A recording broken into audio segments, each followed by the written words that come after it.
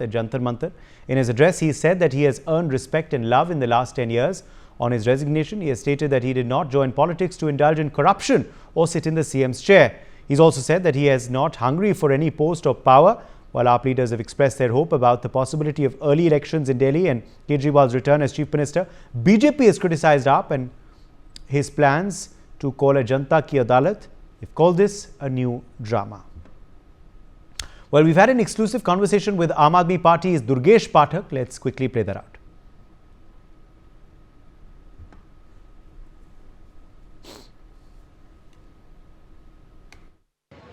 Atishi sworn in as the new Chief Minister. How does the MLA see it?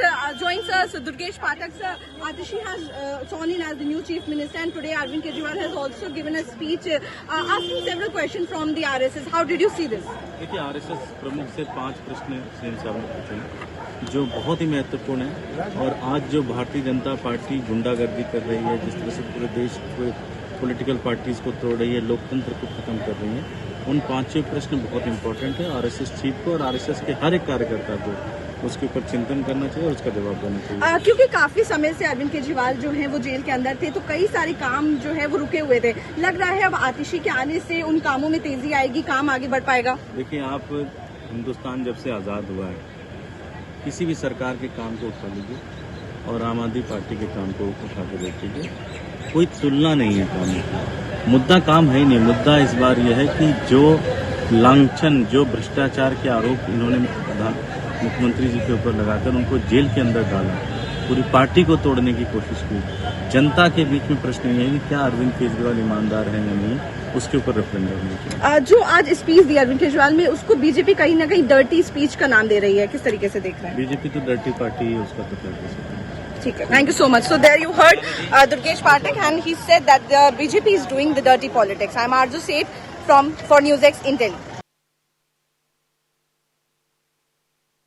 हमारे साथ बातचीत करने के लिए गोपाल राय जी हैं। सर, ये बताइए, आज आरएसएस का नाम लिया, 5 सवाल दागे, कैसे उसको? देखिए, ये प्रश्न आरएसएस का नहीं है केवल, ये पूरे देश का प्रश्न है। देश के लोगों के दिलों में यही प्रश्न चल रहे हैं। यहाँ तक कि भाजपा के नेताओं के भी दिल में यही प्रश्न है। भाजपा के कार्यकर्ता भी ऐसा ही सोचता है, ऐसा ही सवालों लेके घूम रहा है। आरएसएस के स्वयंसेवक भी यही सवाल लेके घूम रहे हैं। पूरा देश ये सवाल लेके घूम रहा है, लेकिन लोग पूछ नहीं पाते हैं क्योंकि डर है। इन्होंने सब में डर बिठा रखा है। अरविंद केजरीवाल को डर नहीं। अरविंद केजरीवाल ने इसलिए जनता की अदालत में ये सवाल उठाए कि राष्ट्र हित में सबको सोचना पड़ेगा। मुझे भरोसा है कि मोहन भागवत जी इन प्रश्नों का उत्तर देश के जनता के सामने रखेंगे और देश के लोग भी इस पर चिंतन करेंगे।